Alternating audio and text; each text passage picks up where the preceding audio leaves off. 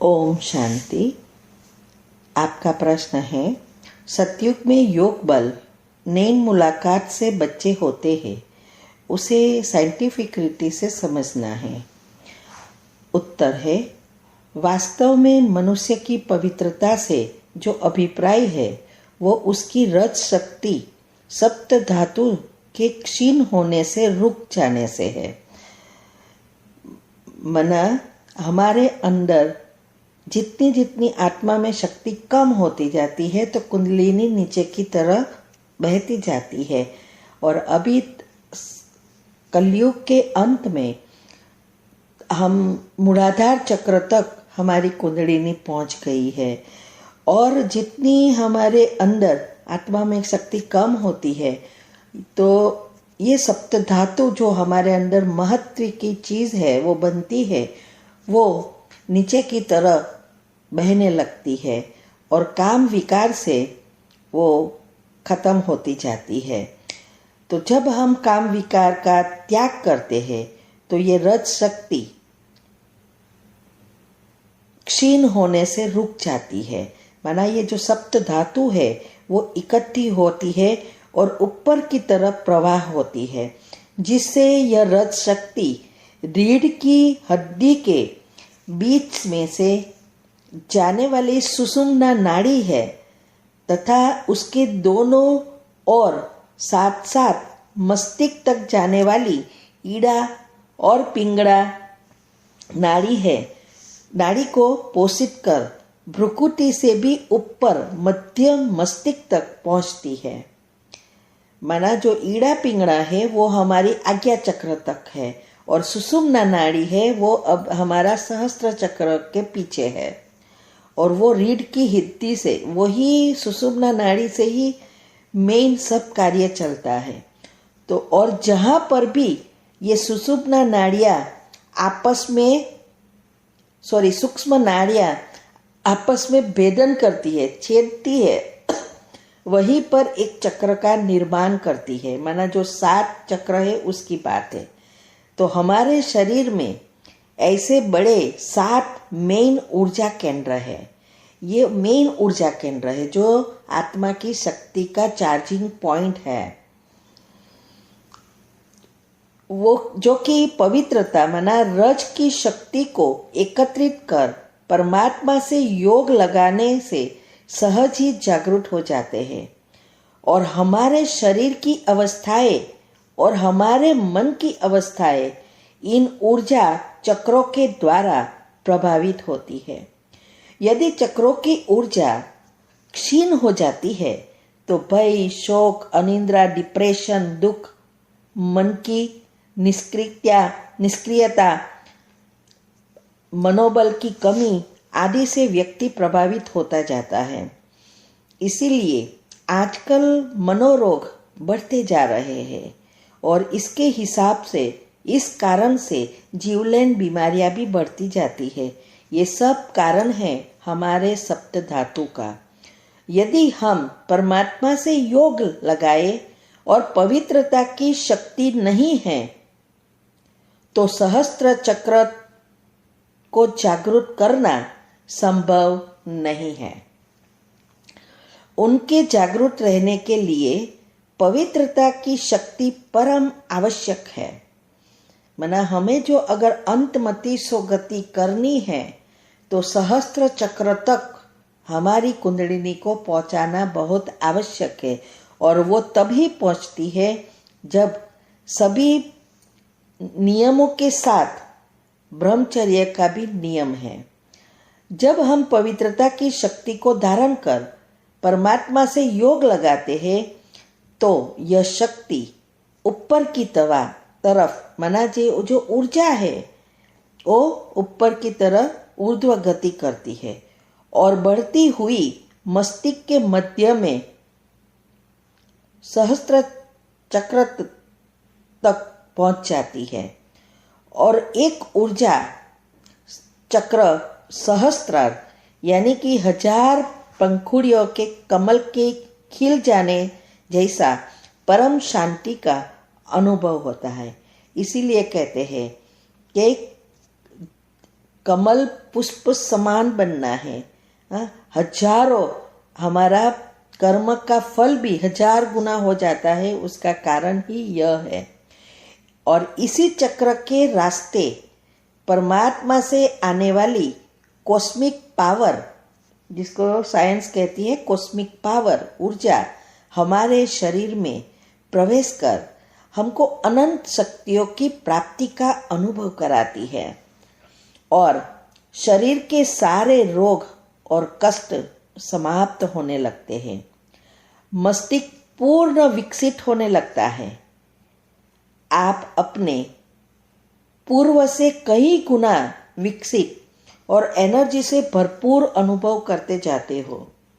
यदि आप यह पवित्रता नहीं अपनाते तो परमात्मा से आने वाली कॉस्मिक एनर्जी का कुछ परसेंटेज ही आप ग्रहण कर पाएंगे, जिससे कि पूरा चार्ज न होने की वजह से रोग, नेगेटिव एनर्जी आपको घेर लेती है, जिससे आप बहुत दुखी, अशांत अनुभव करते हो।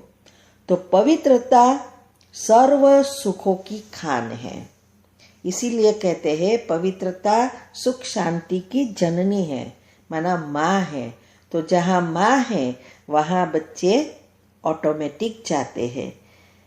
तो इनके जागरूक रहने के लिए, माना इस कुंडलिनी को जागरूक करने के लिए, ऊर्जा चार्ज करने के लिए, सहस्त्र चक्र को खोलने के लिए परम पवित्रता की शक्ति परम आवश्यक है।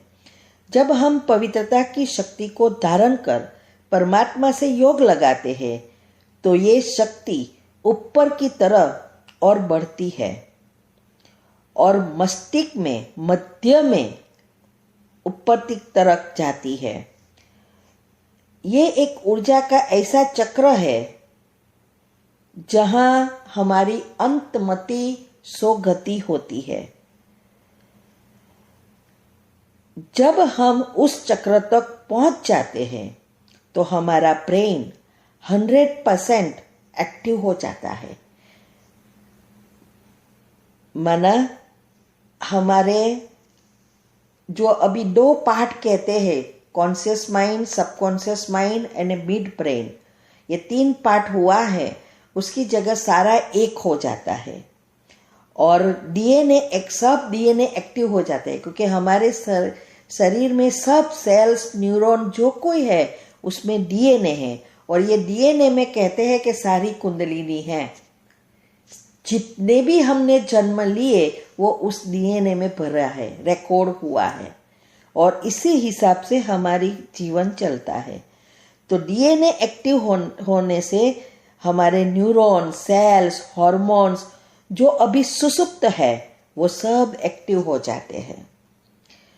अब साइंस अनुसार गर्भ धारण करने के दोनों प्रकार के जो हार्मोन्स है, जिसको शुक्र कहते हैं, तो जब हम 100% शक्तिशाली बन जाते हैं तो प्रेम की शक्ति से, माना नैनों से प्रेम झलकता है ना, जब हम एकदम प्रेमाळ हो जाते हैं तो नैनों से झलकता है। इसीलिए बाबा कहते हैं कि नैनों से शक्ति से बच्चा पैदा होता है।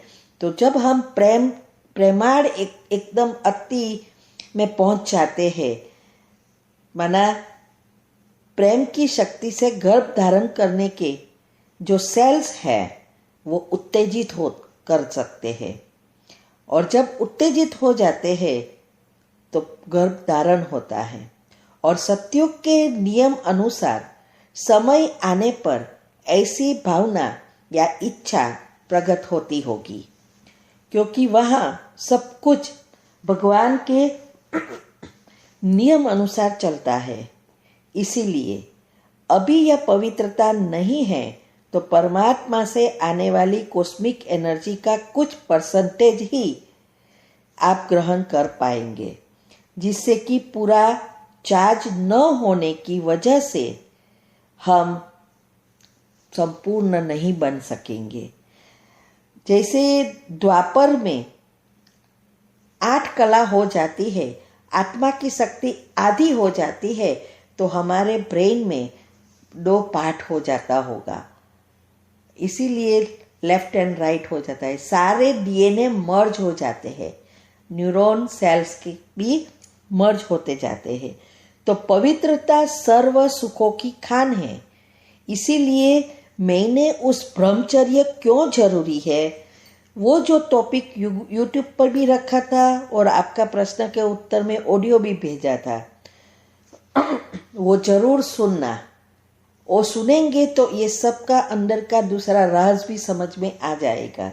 इसीलिए सब पुरुषार्थ करते हैं, अभी सब पुरुषार्थ करते हैं मूलाधार चक्र से सहस्त्र तक पहुंचने में, लेकिन हम कोई पहले चक्र तक जाएंगे, कोई अनाहत तक पहुंचेगा, कोई शांति तक, माना दूसरा चक्र है शांति से जुड़ा हुआ विशुद्ध चक्र, उस तक पहुंचेंगे, कोई ज्ञान तक पहुंचेंगे, कोई इन बिटवीन में रहेंगे और 9 लाख ही सहस्त्र तक पहुंचेंगे। इस सारी 700-800 करोड़ में से जो 33 करोड़ कोर्स करती है, वो पुरुषार्थ करते करते 9 लाख ही अंतमति स्वगति के लायक बनती है। इसीलिए हमें युक्ति युक्त सब कुछ करते हुए प्रयत्न जरूर करना है, अगर आगे आना है श्री कृष्ण के साथ पहले जन्म में। लेकिन याद रखना, कभी भी फोर्स से या हट करके हम पवित्र नहीं बन सकते। युक्ति युक्त करते जाओ तो जितना हमारे अंदर ड्रामा में होगा, उतना जरूर हमें सहयोग मिलेगा। ओम शांति।